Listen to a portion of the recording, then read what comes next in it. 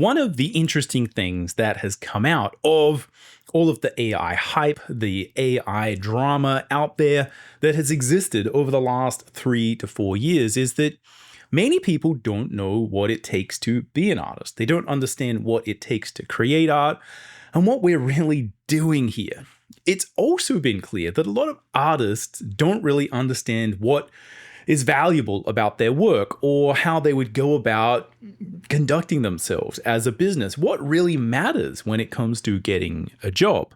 One of the things that I remember mistaking about being an artist is that I thought a lot of it was about skill, that what would ultimately matter is that if I built enough drawing skill in perspective, rendering, etc., that I'd just be able to make everything. But there really is a process to making art, step by step, where we refine our idea, where happy accidents happen and are either followed or abandoned or fought tooth and nail, and that it's really challenging to figure out whether your idea is actually going to make it onto the page. And often we hold on to the latent idea of our first imaginary thing. And when that doesn't quite make it down onto the page, that gives us this really interesting feeling of resonance. And again, being an artist is a deep experience. This is just not something you get when you type in a word and wait for a little bit and have something pop up. It's not something you're going to experience when you're not building the relationship with that process. Basically, every video I've made up to this point about AI has been stop worrying about it, ignore it, go about your daily business. This is business as usual. Let's just keep making art, learning to make art. It's not going to make much difference. And this one it's no different, right? But a lot of people, and I find this often happens, is new stuff comes out and there's a lot of new AI applications that you can sort of use. The utility has gotten a little bit better and more interesting. And often people then just start to message me and say like, hey, what about this? What about that? This is all different. And I'm just like, it's not, it's the same. So what I want to do is just talk about a couple of key things here. It's maybe worth talking about some of the AI sort of ChatGPT, Studio Ghibli kind of proliferation. There's a lot of interesting things there. Again, not about the art, but about what it says about people and how we view creativity and all that kind of stuff. So I'm going to talk about the current state of the technology and sort of how I view that, if you're interested. Secondly, I think that it's good to look at the way that often these entry-level jobs are disappearing, often because of AI, what that means and what we can sort of do about it as artists. And lastly, I think I'm going to talk about why my position really hasn't changed that much and why I think it's even more important today to sort of ignore most of this nonsense and just focus on how to become a better artist. So anyway, hopefully that sounds interesting. Hopefully you'll join me. As usual for a Drawing Codex video, this is going to be neither fast-paced nor heavily edited. This is a talking head video. This is just you and me. We're going to talk about this stuff, but hopefully you'll be able to gain a little bit of insight from my 20 years of experience teaching art, practicing art, being a professional artist, and again, dealing with all of this nonsense. Anyway, let's jump in and get started. Alright, welcome to the Drawing Codex. My name is Tim McBurney. I've been a professional working artist for over 20 years, and on this channel, we're all about drawing cool stuff from our imagination, embracing the challenge of drawing, and mastering the craft of line and color illustration. Now, if you'd like to learn more about illustration and picture making, you can check out my free illustration mini workshop. It charts my journey going from an amateur to a professional, and I talk a lot about really important issues such as how to get more detail and polish in your work, how to plan your images, create thumbnails, and also a few thoughts on how to approach being a professional artist. As I said, it's free. The link will be in the description. Go check it out if that's something you're interested in. So the reason I wanted to make this video is I find that every now and then the kind of FUD rises up, the distractions, the headlines, the noise, the fear, uncertainty, and doubt of AI and its relationship to art and getting paid as an artist, being respected as an artist. It kind of rises up again, like someone finds another giant barrel of kerosene or gasoline to kind of pour on the dumpster fire that is the Silicon Valley AI hype train, and it gets everyone's attention again. Everyone becomes sort of more worried. And, in the past I've made videos basically saying like, don't worry about this. Don't worry about it as an artist. And I've sort of talked about why that is. I'll reiterate why that is. And, what I notice is people every now and then kind of forget that. And new technology comes online, and finally they're like, hey, this is it, but it's reached this kind of level. It can do this thing. And they're watching some sizzle reel from some technology demo. They see something out there, and like this kind of Ghibli, right, quote unquote Ghibli style art. And they're just like, surely right now everything's changed and this is a real problem. And I'm basically like, no, I don't think it is. My position hasn't changed. And people are often maybe a little bit confused or not sure exactly kind of why that is. So I thought I'd make another video basically just sort of talking through some of the latest things that have kind of happened. My experience sort of using different sort of AI stuff over the last few years, and just, where I think it's going, what I think we should focus on, and just all that kind of stuff. And I'm going to talk to three kind of main points. Firstly, just the current state of the technology as I kind of see it. Secondly, the reality and the problem that often artists these days are losing jobs due to AI, and how to maybe reframe that, how to rethink that as artists, where, a lot of those low-level jobs are disappearing. A lot of the kind of simpler commission work out there is disappearing. It's harder to know as someone who's entering an industry, an entertainment design industry or an artistic industry, what those entry-level jobs look like. I want to talk to that and, again, give you some sort of tactical advice to maybe how to reframe or think about that sort of going forward. And lastly, I'm going to talk about why I think it is really key here to focus on being an artist and making art. And focusing is often about ignoring other things and what we're just going to decide not to pay attention to. And I'm going to try and make as best I can the case for why I think that is really important, especially in this case. So a little bit of I guess to discuss the main drama out there before we sort of move on is one point here, which is, and this should give you an idea for kind of maybe where we're going and the type of sort of, counter narrative that I'm really sort of discussing here is that, I think a big thing to pay attention to is the fact that the art has become and is a major part of the central narrative of the AI movement, of the hype train. And that this hype cycle is defined and really was kind of kicked off by a lot of the Midjourney stuff. And especially, those stories like some guy wins an art competition using Midjourney or using AI art. A lot of people thought that creativity and the human spirit and art would be the last thing to go, that okay, we're not going to do, AI is not going to do anything meaningful or menial and boring and technical, but, it's never, maybe it would do that, but it's never going to take the creativity and the human spirit. And so when people see that as one of the first things to go, it really kind of ruffled everyone's feathers and made them reconsider things. It's really important to understand, though, that when you have a really successful Silicon Valley hype cycle going on, there is a massive propaganda marketing effort behind that, where there are billions and billions and billions and billions, potentially trillions of dollars on the line for these particular narratives playing out. Because often these hype cycles are not based on anything that's happening now, they're based on the promise of things happening later. And the massive investment of capital keeping everyone, rich, basically, in those sort of industries. And just how important the propaganda is. And I think you can see that one of the first propaganda concepts there was the fact that this is art. And that people who are using Midjourney or a generative AI sort of image generation, that they were artists and that this was art in any way, shape, or form. And you can see that that is just a completely different frame, that if we viewed it differently, we wouldn't be having the same conversation.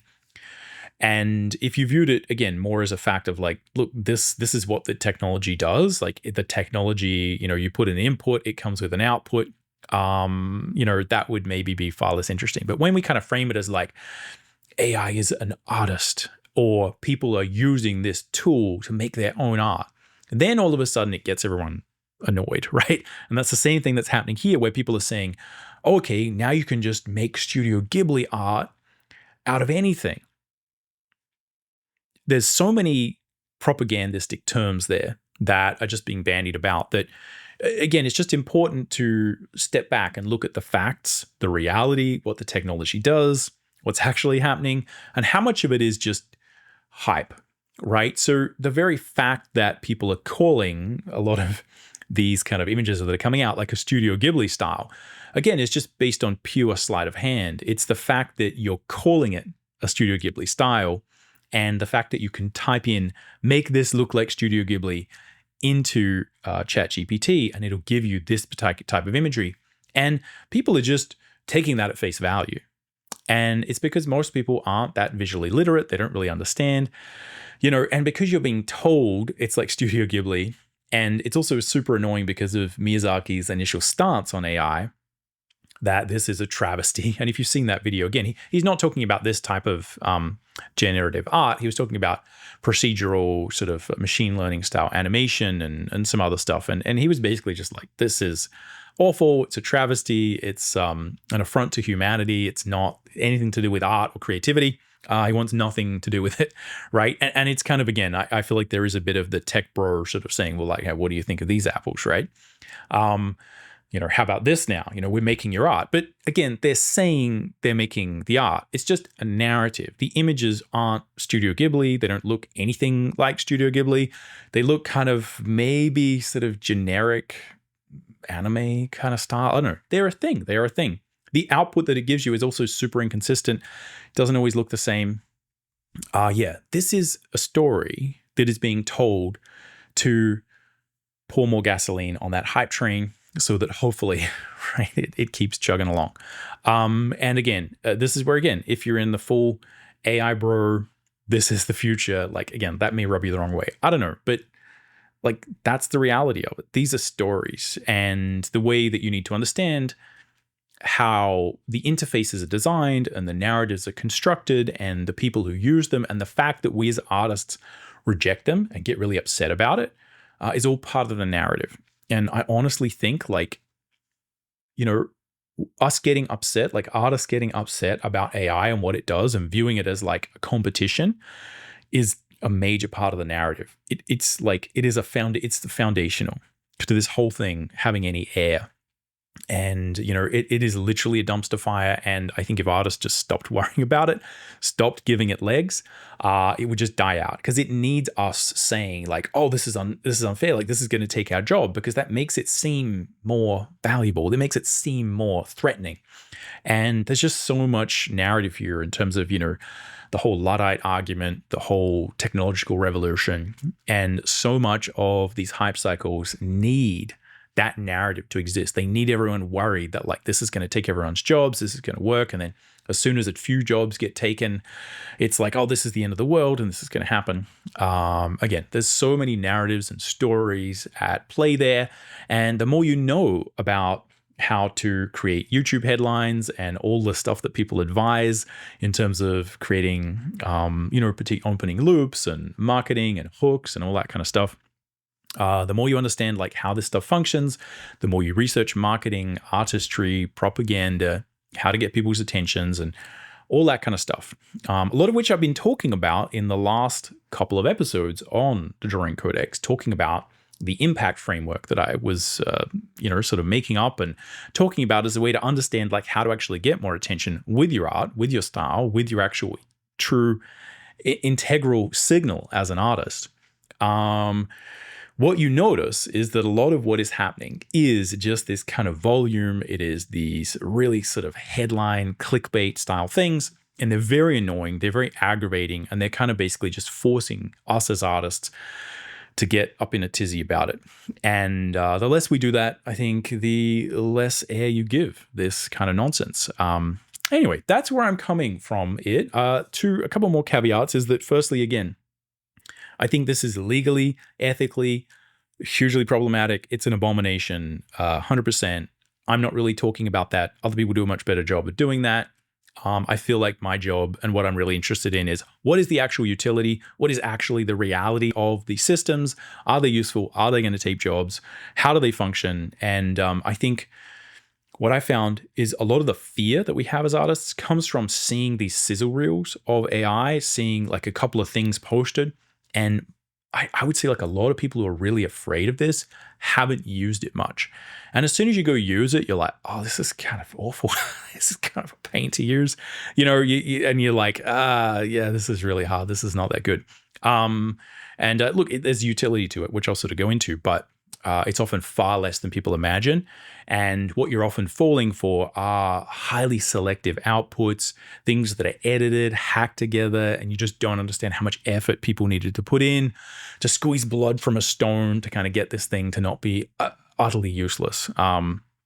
Yeah, like, again, maybe it'll go somewhere, but so far, again, that's kind of all I see. I think if you actually go and use these things, you kind of see how unreliable, how sketchy, how ineffective, and how, the actual utility of it is a major sort of thing that is in question. Which is not to say that, again, as I said, it's not taking jobs, and that a lot of people aren't using it. People are using it in their sort of jobs. It is taking over a lot of concept art. People are finding some utility for it. There's no proof that that actually produces good work.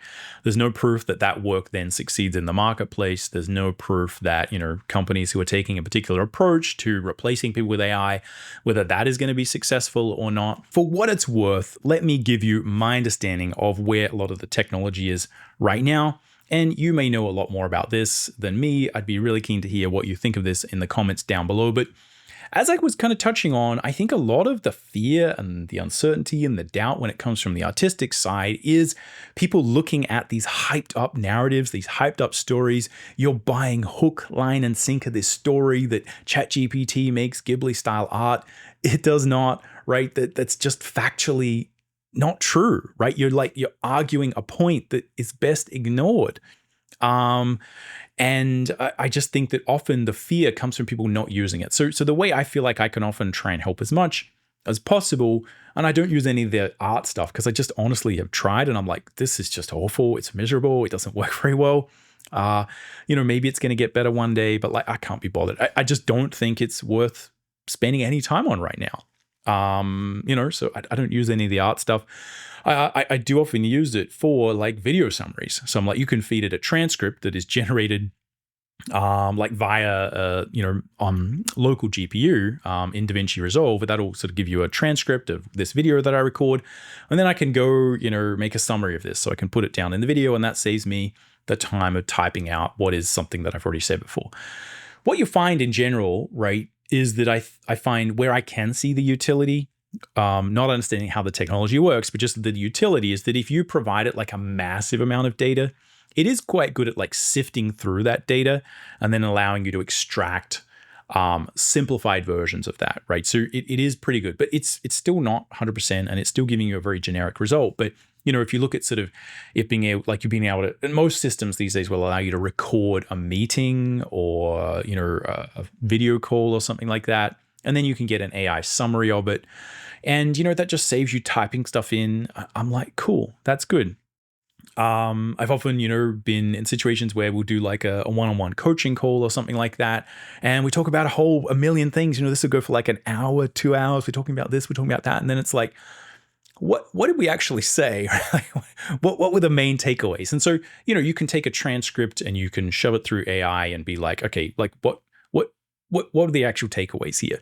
And it's like surprisingly good, right? There's super massive utility in sort of automating those mundane tasks that like no one was ever going to do.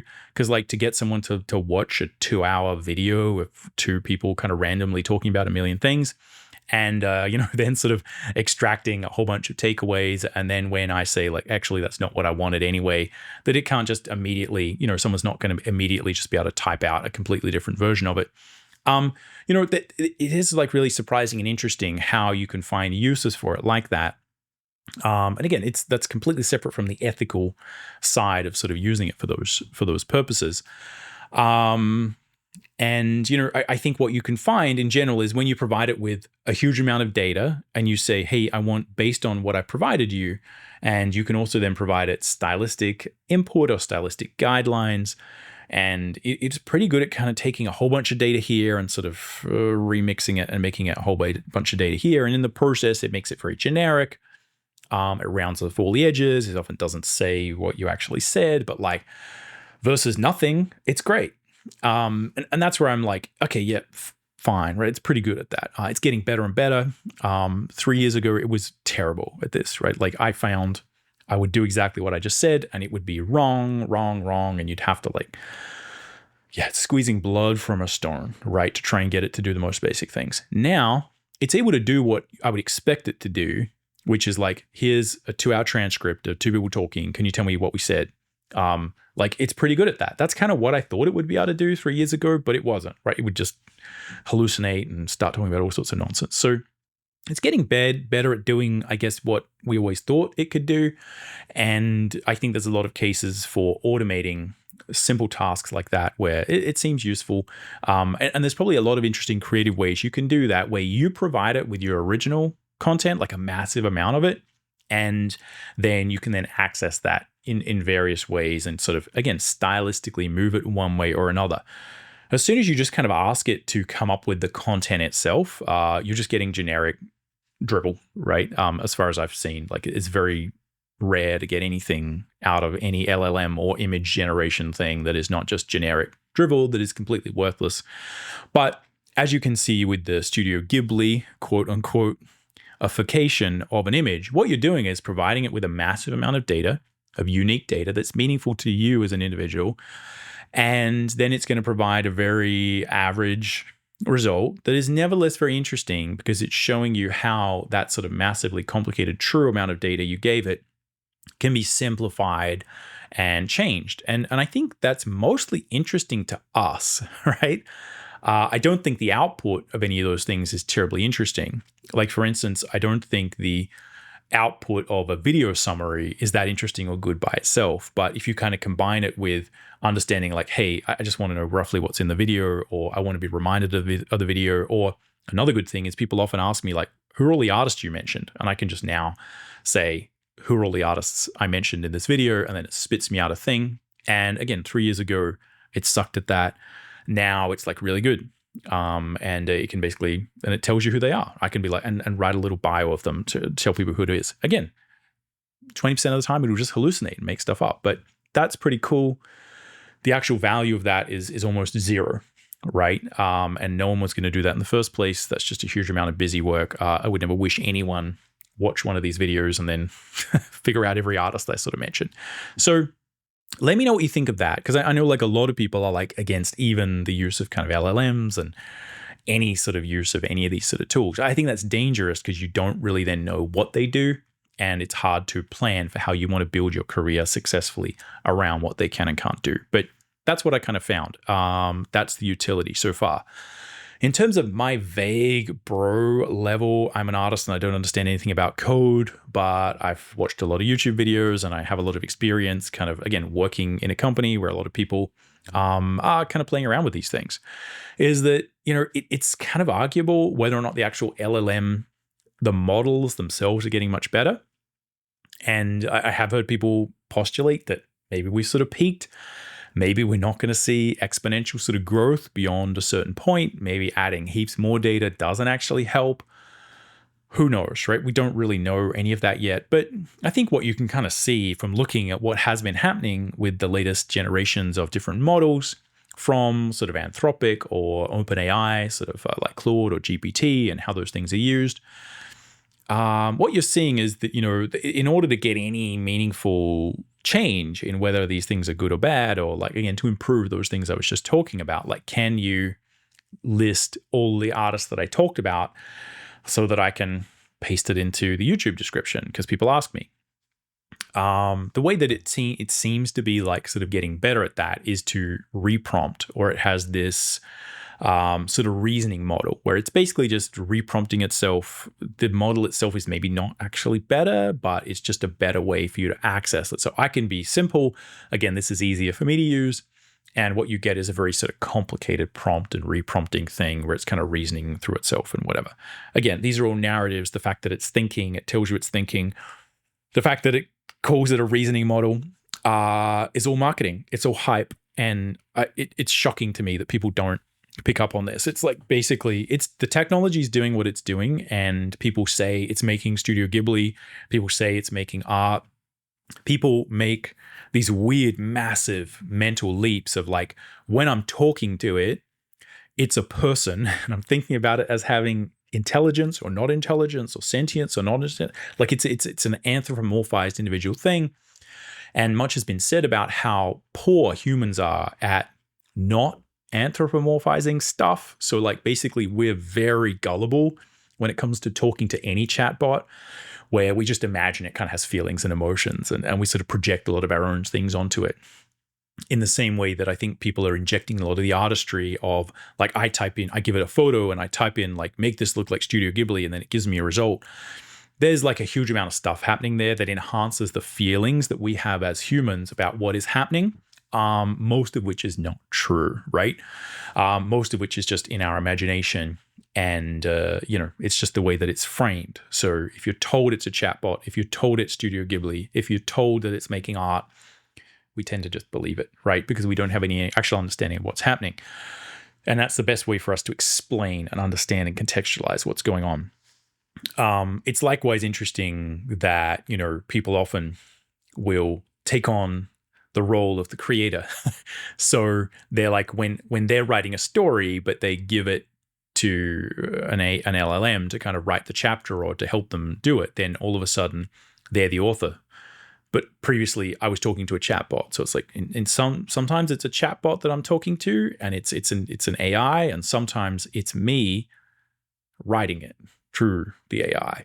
And sometimes it's like I'm an artist because I'm getting it to make images, right? It's very confused. You can see just in that, like the logical gaps, like the massive plot holes in that little narrative, and the way people are just like pasting over that, right? Sort of glassy-eyed, like this is fine, this is okay, right? Just tells you how much nonsense is here, how much of this is hype, propaganda, branding, marketing, and just kind of good storytelling. There's a lot you can learn from the way that this is actually told, and the things that are being discussed and the way everyone sort of gets upset about it. I think that fundamentally a lot of our anger and our frustration towards this is part of the story and fuels and helps the narrative of the AI corporation when it comes to getting it to be called art or creative writing or, to help you with this. But my sort of understanding of what's happening, just to get back to the original point, is that you're not actually seeing the models get better. You're just seeing them get better at reprompting and kind of creating output that is more like what people actually imagine they're going to get when they type something in. So, which is exactly what the LLM did before. And it just means that it's more and more getting to a point where like it's not going to be able to be creative. It's basically just doing what it kind of thinks most people want when it gives it a particular output. And it's doing that with a huge variety of different ways. And, it still gets things wrong a huge amount of the time.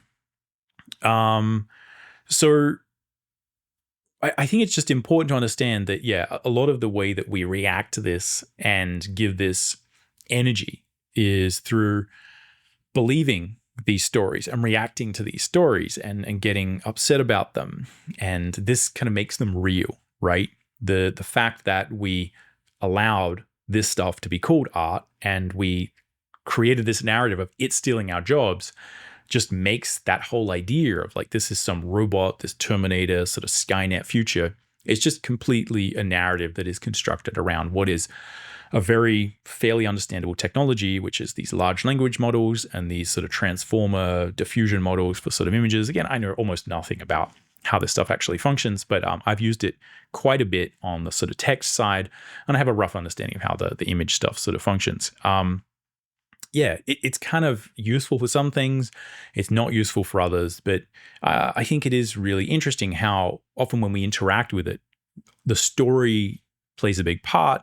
And also there's a massive dopamine loop and a real sort of hit you get when you use one of these things. There's often fundamental dramatic questions that you get raised that are really part of creating impact, getting attention, making people pay attention, where I have this idea of like, I wonder what this thing would look if it was in a Studio Ghibli style. And then you sort of put this input in, you sit there, you wait, and you're sitting there like, oh, what's going to happen? And then you see the result, and you're like, oh, that's interesting. right? And then you go and you sort of have another idea. So there's this sort of real like kind of poker machine style loop to often interacting with these things where you're just kind of like, oh, I wonder what this will happen. And you're sort of sitting there, you wait, and you put in so little effort and it gives you so much back that it just feels very sort of empowering. And it feels as if you sometimes are being sort of very creative. It also lends people to often be more brainstorming and more creative than they would be, because they often are talking to and are enabling themselves to talk to a chatbot in sort of interesting, weird ways. So I think there's often reasons why people feel very creative when they're sort of using these things. And there's certainly plenty of utility here and there where you can really be like, wow, like this wasn't possible before. But I'm not on the hype in the hype bubble, right? About, this thing just going exponential and AGI and all that kind of stuff. We'll see, but there's no sign of that so far. You're basically seeing, as far as I understand, stagnation of the technology, and you're seeing a lot of sort of advancement of reprompting, right? Reasoning thinking engines, which is just it reprompting itself more or less. And also things that people have been telling me in comments years ago you could do with AI, which is like provide it stylistic guides, like here's a collection of images, and you can kind of say, hey, I want you to make this image, and I want you to turn it and sort of make it look and feel as if it's like this, and you can do all those kind of tricky things. This is stuff that's been available for people who had the technological know-how, training their own little models and adding modifications and messing around with giant prompts. And now that same technology that's old has just been made easier to use by anyone sort of typing it into ChatGPT, i.e. now you can give it an image prompt and sort of get another image out of it, whereas before that kind of didn't work that well. So the technology at its core isn't actually getting that much better, but you're just seeing better application of it and much better tech demos of it. And, there's massive, the real problem, again, is probably not artists. It's probably more like the deep fake stuff where like now you basically can't trust anything on the internet. And again, what does that mean? It means like ignore all the headlines, ignore all the FUD, ignore all the stuff that's trying to get your attention, and just make some cool art. Again, because most of the time it's hard to know what is even true or false about the claims of these models, what they're doing, what they're going to take over. And I just recommend in most cases just ignore it unless it has some real obvious utility for your life right now. Okay, now I guess the elephant in the room here and the real sort of challenge is that a lot of people's jobs and livelihoods and the way they are relating to their employment has been really changed by AI. And it is tricky to know to what degree AI is not just a lightning rod for a lot of the frustration, the uncertainty, and the sort of anger and rage that people often have towards their employment. If it is linked to these large publicly traded companies, or if you are sort of working in industries that are heavily commodified, where you are just kind of making artistic widgets, where, maybe your style, your creativity, you're not really adding that much to it. There's a lot of these commission style businesses that artists have where you're doing commissions for individuals who are not art directors, or you are just doing illustrations for art directors, but, you're just kind of working in a house style. You're not really adding much to it. I think there's a lot of instances there where the reality is those were businesses and careers that were built on really shaky ground to begin with. They're not something that you would recommend anyone to do if they asked, like, what's a really solid artistic business to have? You are kind of easily replaceable. And, I think it's the same when you look at working for these large industrial entertainment design companies, right? Your AAA game studios, your Hollywood animation, all these big studios that, often in order to just survive, you need this kind of industrial level sort of bargaining and to have, official contracts and things like that that stop them completely steamrolling you as an individual. I think the reality is that, and we'll look at this from both of these, as many of these things as I can think of, but basically the TLDR that I see there is like often these are like semi-abusive relationships that artists have with these large corporations that employ us, where, we often view our input as being highly artistic and highly valued and highly personal. And to them, it's just highly commodified, right? It's like you are a millionaire of like there's a million other artists who will step up and work for you. This is often the case in VFX where, they just kind of grind through new recruits. People get really sick and burnt out and like spit out of these like corporations, and, people get like underpaid, overworked, you're working overtime, they're promising you stock options or something like that. And then, the bottom falls out of the company and they're liquidated. And all of a sudden you're like, all that stuff I was promised is gone. Now I don't have a job. Like this is just par for the course. This is often how these things are run. Like this is the norm. This is what's been happening to these things since the beginning. And I think you just have to understand, like, as far as I'm concerned, when I look at that and what advice I give to students is these are large publicly traded companies. They don't really care about anyone or anything except top line growth and revenue. That's how they're legally obliged to behave. Expecting anything different is just sort of silly. And, that's been my experience since day one. I got hired and fired within sort of 6 months in my first job. And then the entire bottom fell out of the Australian video game industry because of these sort of larger international sort of currency fluctuations, really. And, then that same company that I worked for, they got bought by Midway Games, and Midway Games just cut them, sort of in the sort of mid to late sort of noughties. And, they literally cut them. Some guy got on a plane, flew to Adelaide and fired everyone, like a couple of days before Christmas or something like that, a couple of weeks before Christmas. I don't know exactly, but it's like super brutal. Like this stuff has been happening since the beginning of time. And it's also a signal that when you kind of see these companies with these franchises and IPs that get bought by these large corporations, it's just like you kind of know it's probably going to turn bad, right? It's just not, the art's not going to be there. This is just the reality of how these things function, and AI is just it's another red flag, right? That these places are somewhat toxic to work for. And, like some people really like it. Some people enjoy the grind. They enjoy the hustle. Some people manage to get to a place of good creative control. They're getting good pay. Like some people really like it and it kind of works out for their, their particular flow through life, and, they get experience. It works all. Anyway, like, other people I know kind of hate it, right? They're just like, I'm just here for a paycheck. I'm just like punching my time. But this is nothing special. Some people just get, chewed up, spit out by these large industries, and, they're just really miserable. It's not always this amazing goal to work for these large publicly traded corporations that deal with entertainment. And in the same way, often when you're kind of stuck doing highly commodified art and commissions like pet portraits, drawing little icons or things where, kind of it's often really tricky for you to differentiate yourself in the marketplace. If you're not really adding your style or making it clear that you're someone who's good to work with, or really dealing with the personal client side of it, then, that's just a highly commodified art business. And these things are always under attack. All of these industries, all these entry-level jobs, everything is kind of often under attack. It's been under attack from automation, from marketplaces where you can just buy assets online. You can buy stock illustration, stock photography, clip art was the thing that sort of replaced that.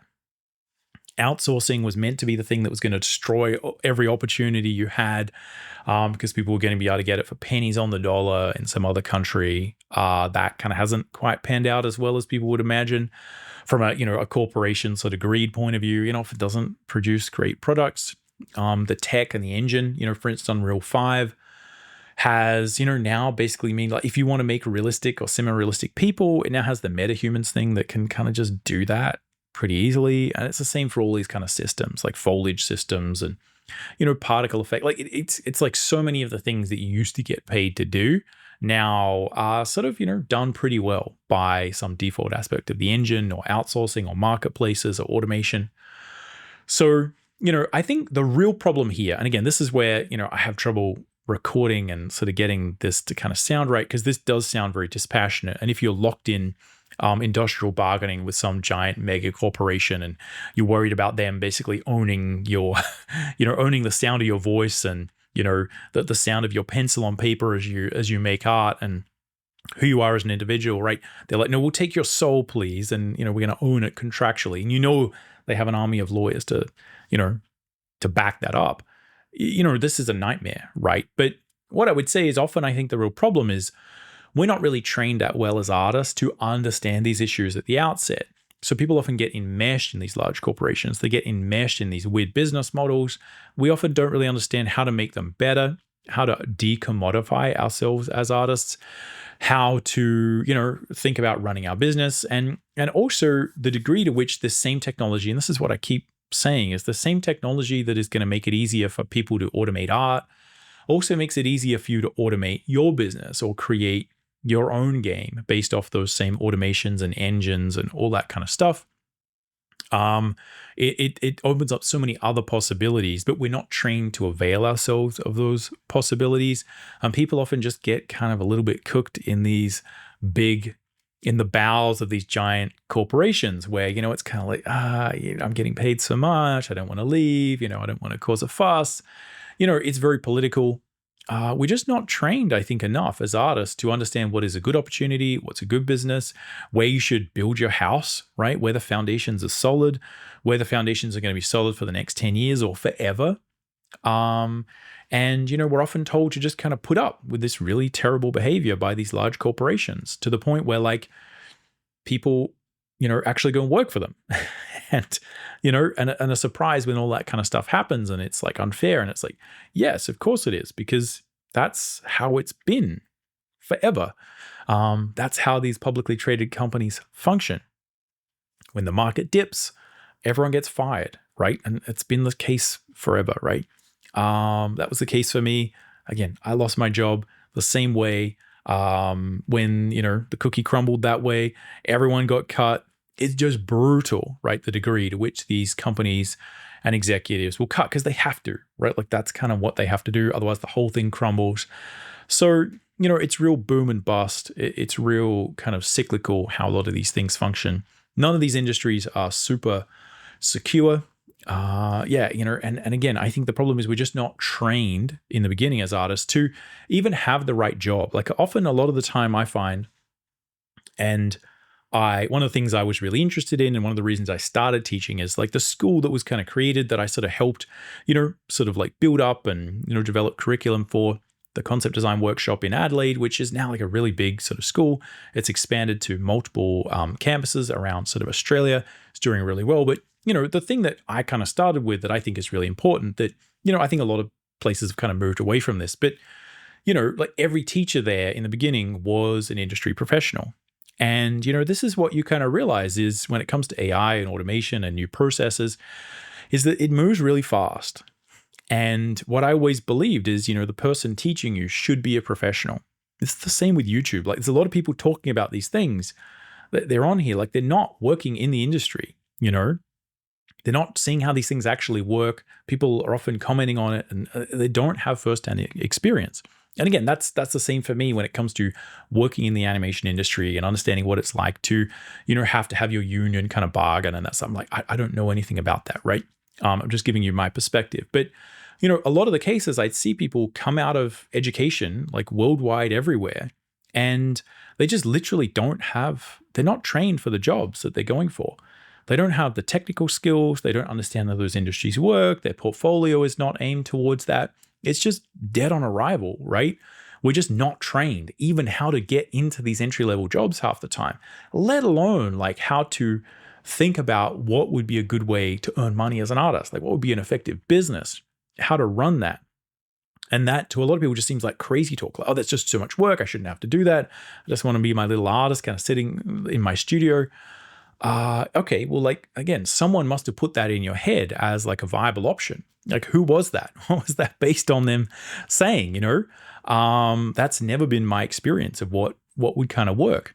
And I think this is just a major problem that probably we have to look at fixing in the beginning is what is your expectation when it comes to getting these jobs or working and what do you think should work?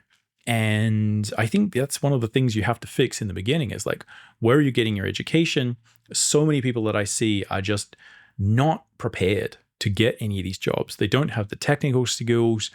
We're sort of wasting all this time, again, worrying about AI and doing all this kind of stuff. We're not building the technical craft. We're not understanding what these jobs are about. what succeeds, what doesn't. And so much of it is not the art, it's the process. It's how much you can help the people in your production chain. It's how you can adapt to technology. It's how you can solve problems. It's how you can do the design, not just the art, right? Not just like, oh, I'm making a pretty picture, but like how you can understand the utility of that. And, so many of these other factors. In the same way, if you're running a commission business, right, it's not just the art. It's not this transactional commodity of like, you just pay me. We just kind of meet at a border, right? And you throw a bucket of money my way and I throw you some art. It's like often what people are wanting, again, I don't run many commission. I haven't really done much sort of personal commission stuff. But like, often what people are wanting, even at an art director level, is a good relationship with someone. It's knowing that you can problem solve. It's knowing that, that they're going to be involved in the creative process. And that's kind of what people want out of you, I think, when you are doing a commission. They want to feel as if they're, interacting with you and having a good relationship. And we're often not trained to do that. We're not sort of thinking about how to improve those sort of functions or aspects of our business. There's so many different ways you can add value to a commission business to make people feel really good about giving you money to do it. And I think often what happens is, we just end up commodifying those things or simplifying them or moving away from sort of adding our own style because, again, at that time, maybe it's a little bit sort of challenging or whatever. But ultimately, anything that is a commodity piece of art or anything that is, where you're not adding a lot of your personality or style to it, it's just at massive risk of someone else automating that or simplifying that or, outsourcing that or whatever. So, those are just the realities of it that I think if we knew much better when we started, we just understand these things that are happening and be able to adapt to it a lot better and understand, like how to maybe people start our own animation companies, right? Like start our own video game companies. There's just a cycle of this stuff happening, with these big studios rise and fall. It happened with the Hollywood studio system, went back to sort of auto directorship. And now it's sort of gone back to we got these sort of Disney, like Marvel, Apple, big studios, kind of all having these kind of like house styles and things. And that's going to crumble again because it always does. It's a cycle, right? Again, just look and understand as much of this stuff as you possibly can. If you want me to make more videos on these kind of ideas, I'd be more than happy to sort of try and break down maybe how we could succeed at some of these different artistic businesses. Let me know in the comments down below if you'd like to see those videos. But yeah, I think that the number one thing here is to understand that, like, for me, I'm looking at a lot of this is like bullet dodged. This is just separating the wheat from the chaff. This is giving you red flags to tell you like where is a good place to work, where is not a good place to work, what is a good opportunity, what is not a good opportunity.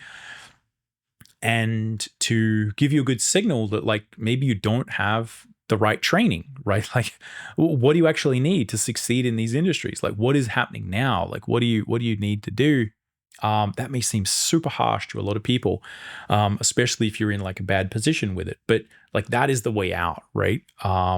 Listening to the AI FUD, I just don't think is really going to help anyone. The last thing I'll say here when it comes to looking at like, okay, this is going to get better. This is going to take over the world. There's all these sort of art jobs and like this is just the beginning is like, I'm not entirely convinced of that. I think that there are lots of ways where large studios would like to have a large corpus of data. And you can see a lot of these animation studios and things would have this. Like they've got this raw data. They could build and train some good systems there, make custom AI, custom LLMs, custom generational models, and really sort of automate some stuff.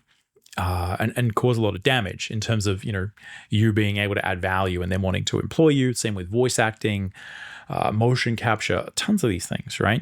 But, you also do have to understand the hard technical limitations of what is going on. So I think look at a couple of things about like what's happening, because I think the importance and the quality of these things has been blown out of proportion. And we're still not really seeing the utility of it. And I think, again, often what you're trying to do is like protect yourself legally against companies being able to kind of, basically either give you, this was the real worry, is like, here's like a half-finished bad script that someone wrote with ChatGPT.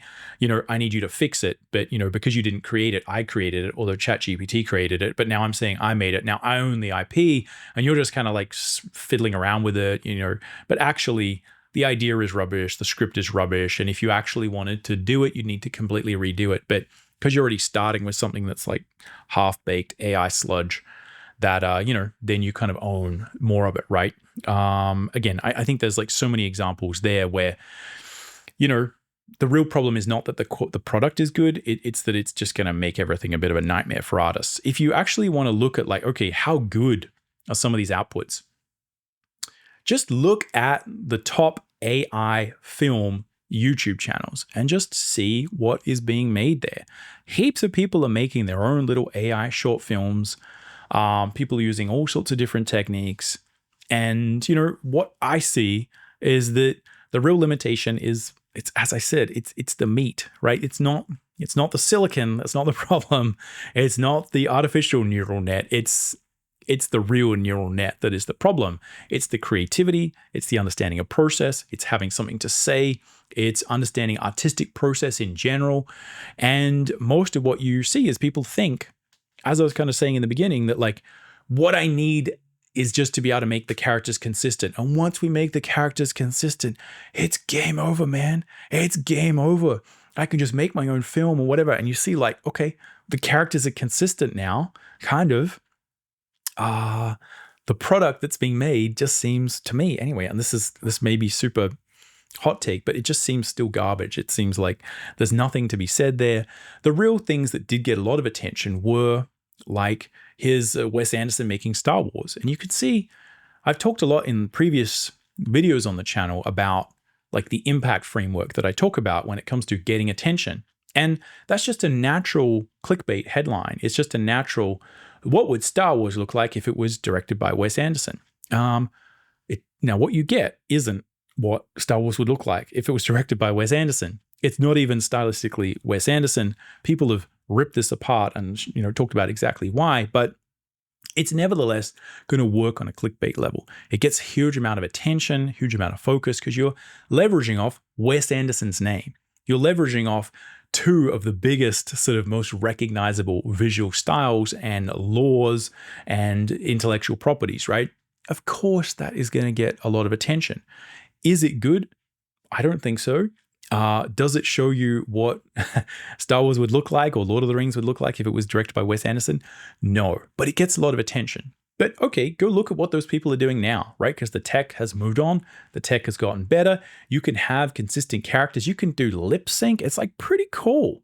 The output, as far as I can see, is just garbage, right? Because there's not an actual kind of artist who has had the time to really develop and understand or have anything interesting to say. It's just kind of generic stuff that looks like trailers and, very sort of amateurish sort of writing and stuff like that. And normally it's a bit of a hot mess. Again, that is like super hot take. That may be super aggressive, but like that's what I see. Go prove me wrong. Go show me the AI video that's, that you feel like is really good. But, I think it's, as I said, people are going to find this is a lot harder than they imagine to actually get all that stuff to make something good and to make it have artistic intent and to actually think about it. And a lot of that is to do with creative process, creative intent, your style, what do you actually have to say, how much control do you have over the medium, how can you respond to happy accidents, and you're still looking at very simplistic stories with like limited numbers of characters, getting it all on model, it's going to be a nightmare. And then if you actually look at the process that's involved to get there, it's always like blood from a stone, it's starting with a very particular creative process. People are going to take a huge amount of time to figure out how to make a decent story with that, or a decent game with these kind of processes. We're nowhere near where that is right now, as far as I can see. Again, if you've seen something, send it, right? Like send me a link down below in a comment. But that's all I see. If you look at the actual output of what people are doing when they're not just using clickbaity things, like what would you look like in a Studio Ghibli style? Or like this, okay, is it you? No. Is it a Studio Ghibli style? No, right? But that's one hell of a clickbait little dopamine loop for you to go. Again, the same thing. What would Lord of the Rings look like if it was in Wes Anderson style? I got to look. I want to look. I'm interested. Is it right? No, right? It's interesting though, you know? So this is where, again, the words that are used are much more interesting than the actual product. And when you see people not just using other people's IPs and other people's styles to create something that, it's not there yet. And I don't think it's going to be there yet until people do the work creatively to have something to say to actually be interesting. And often the time they don't. So, understand what's happening there from attention, getting the hype, the propaganda. We sort of talked about that. But so it's, the death of the artist and the utility of what we sort of provide, I think has been greatly exaggerated. I'm seeing no hard evidence of that being not true. I appreciate the work that all those people do to be the crash test dummies of that particular industry and waste a huge amount of their sort of life trying to squeeze blood from a stone and make a feature film or a film of some kind using AI. It's super interesting. Maybe they'll get there. I think it's going to be a huge lift, right? And again, I'm super interested to see, right, how it works. But I haven't seen it yet. So there's a couple of thoughts, I guess, on the business side of it, the job side of it.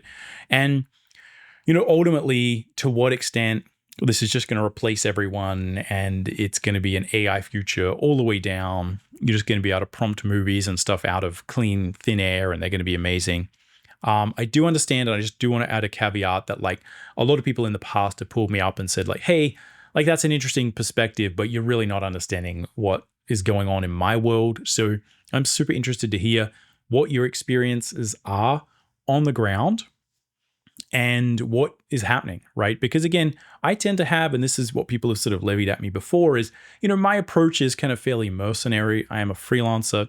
I've seen a lot of these industries that I did rely on collapse and fall apart, and I've had a lot of those kind of issues. So I kind of developed a bit more of a transactionary sort of attitude to some of these jobs where, I'm just kind of looking at what does work and, how those industries do change and what I should be doing and what works and what doesn't. And, what I can provide and what skills I can build to, sort of do different things and evolve. And for a lot of people, again, that's not really where they want to be. And it does feel a bit as if, again, I'm a bit mercenary. I'm a bit sort of separated from it, but I'm also trying to provide as much, I guess, 50,000 foot view of the problem as possible. So I do understand that can be somewhat dispassionate and sort of missing the point for a lot of people. But I think, again, often the reason I'm talking about this is that I think it is so important to do the last thing we're going to talk about here, which is focus on what is actually going to help you as an artist. And this, I guess, just goes for all of us, is that it's so easy to get enticed by these narratives that are put out by the very people who we're sort of frustrated at. And, you have this whole narrative of like artists are up in arms because, these tech bros are allowing everyone to just make cheap sort of Studio Ghibli art, and it's disrespecting, the truth and misunderstanding. It's all a narrative that is made up by someone else that we just like falling. It's just like hook, line, and sinker. Every artist is just happy, I think, to be outraged and upset about that. And I think often just the very reason that you are kind of engaging with it gives that thing legs, right? It's more fuel on the fire. It's more drama, right? That kind of feeds that hype cycle. And my message is just, let's just try and ignore that as much as possible. And ideally, I'd probably make no videos on AI or these things. But what I noticed is people are often sending me messages and being like, oh, this is it. It's finally happening. And, maybe I just feel, again, let me know. But I do find that, I think it's really important to just keep putting out the message that you just need to relax, right? Like, this is not the end of the world. I don't think it's really worth thinking about. In fact, I think it's a good signal for where some of those red flags are in terms of industries that are going to support us as artists, business models that are going to support us as artists, and the degree to which I think as an artist, we need to realize we focus on making art. And there's a lot of people who are, part of the artistic community who are more interested in talking about art, talking about the drama, getting upset about things, arguing on the internet. And what I found is, like, most people who actually make a lot of stuff don't spend any time even thinking about that, right? It's just a fun little footnote or, oh, that's hilarious. Oh, meanwhile, I'm just going to make my art, right?